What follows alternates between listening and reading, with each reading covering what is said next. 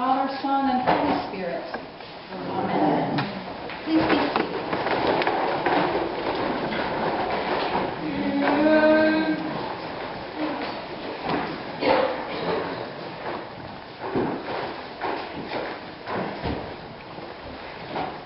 Unless a grain of wheat falls into the earth and dies, it remains just a single grain.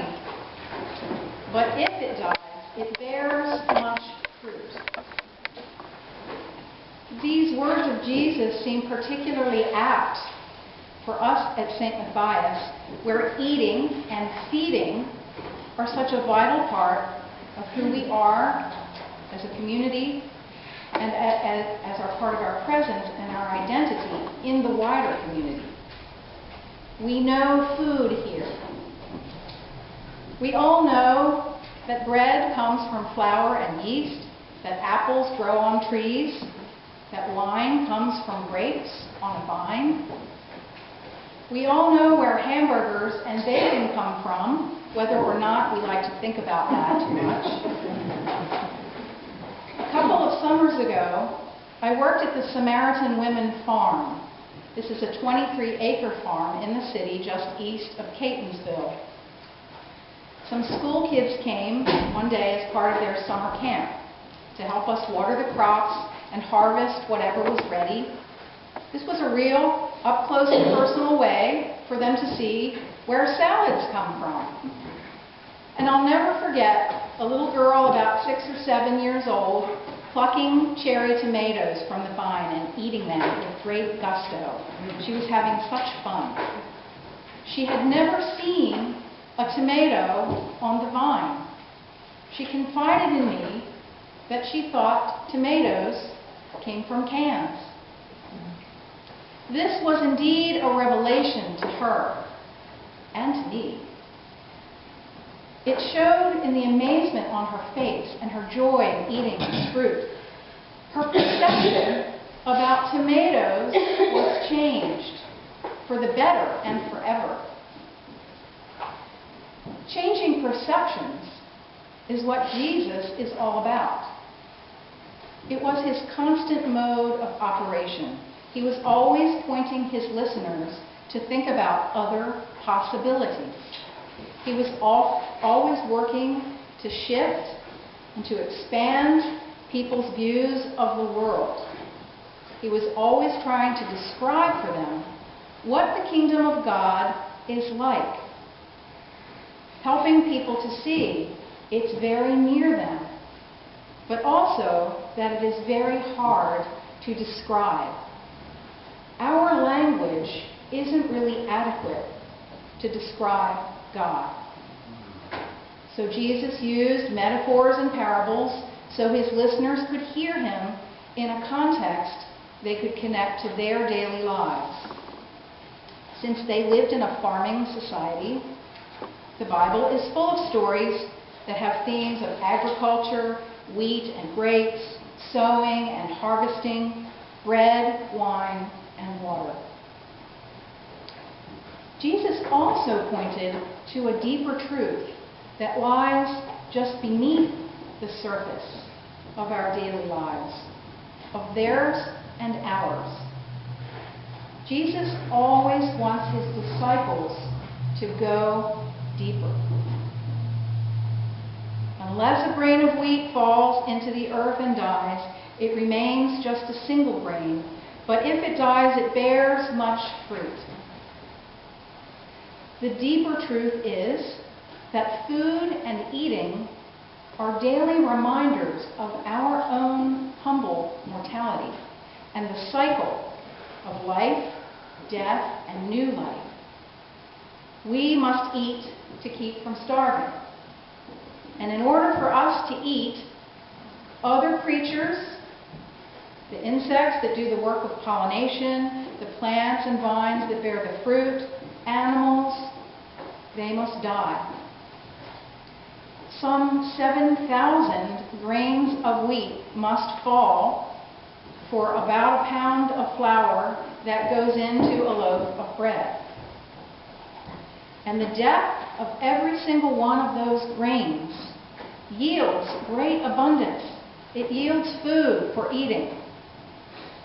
Every single one must die and fall to the ground so that eventually there is bread to eat. Eventually there is bread to eat.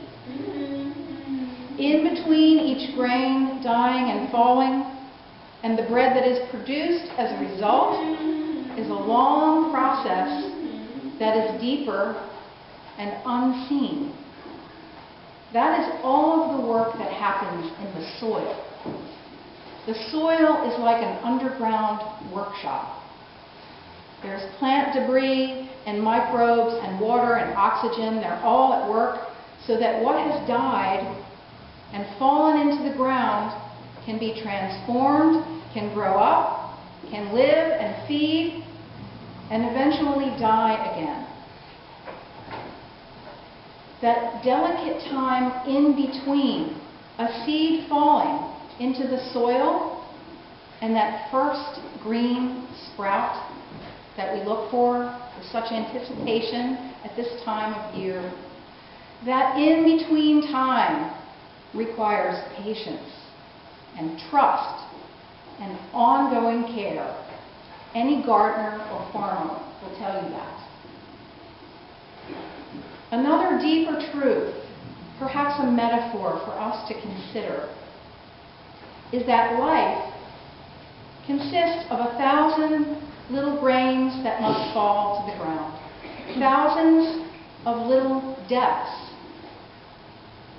thousands of changes, big and small, times of waiting, times of in-between,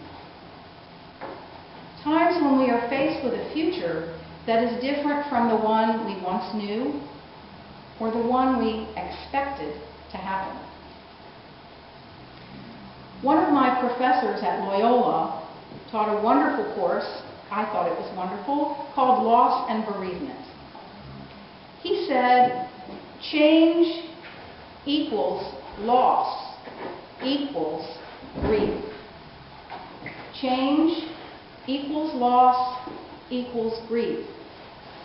All types of change in our lives can bring a sense of loss and sadness that comes with it.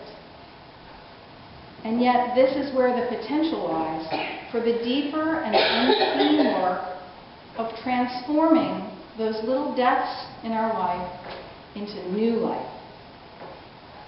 This is what Jesus says, this is what Jesus means when he says, those who lose their life will find it. Those who lose their life will find it.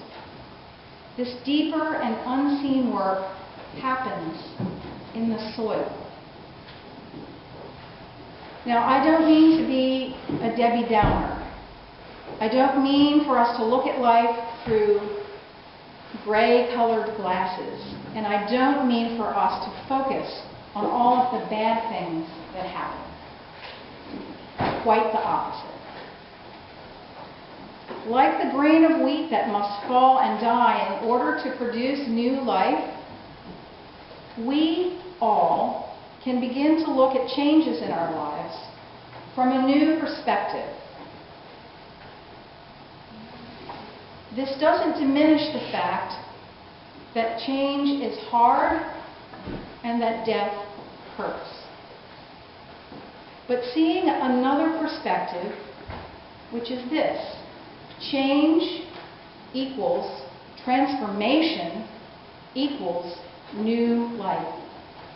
Let's say it together. Thank you, Sam, for that. Change equals transformation equals new life.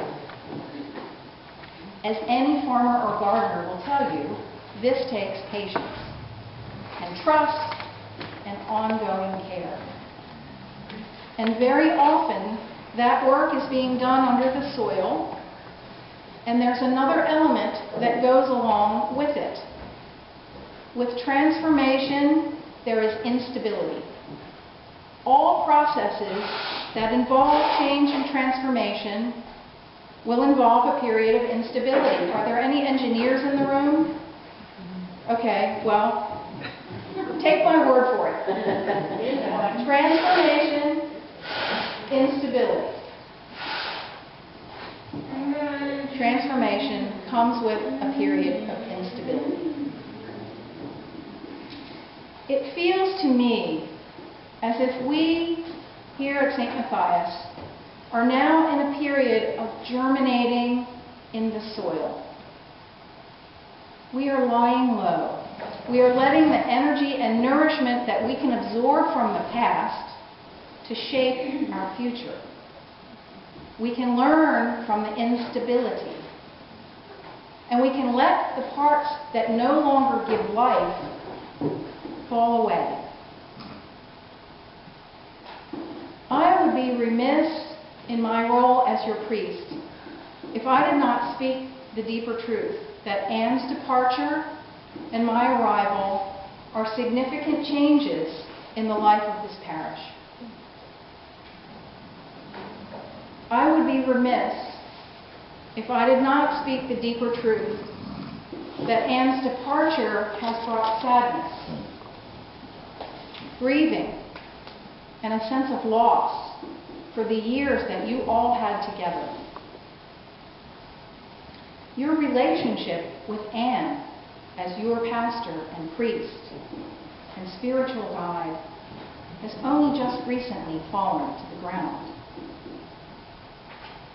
I would be remiss if I did not speak the deeper truth that the in-between time after Anne's departure, before my arrival, very likely brought feelings of instability and uncertainty. Who is this person coming in after Anne? What's going to happen to St. Matthias?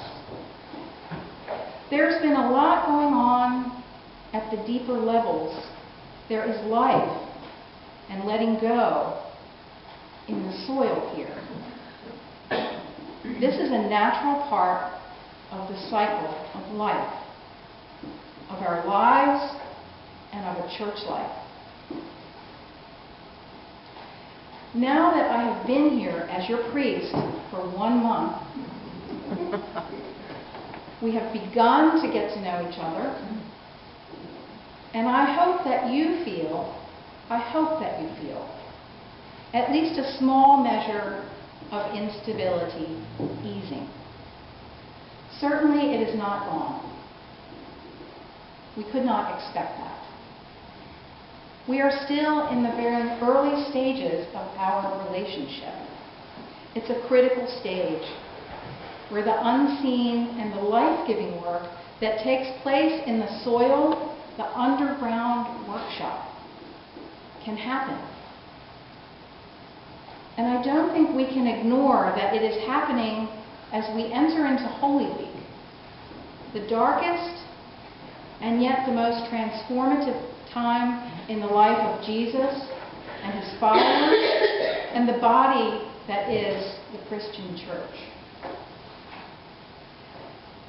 Here at St. Matthias, strengths are mingling with areas that are in need of rejuvenation. The unique stories and history that make up this place are there in the soil, contributing to what was and what will be. As we lie low in the soil, opening up to growth, we can forgive ourselves our faults and use our gifts to gain energy for the next phase of our life together. That delicate time in between a seed falling into the soil and the first green sprout requires patience and trust and ongoing care. Finally, it's important that we remember the word that is used in our gospel reading today. Say it with me. Unless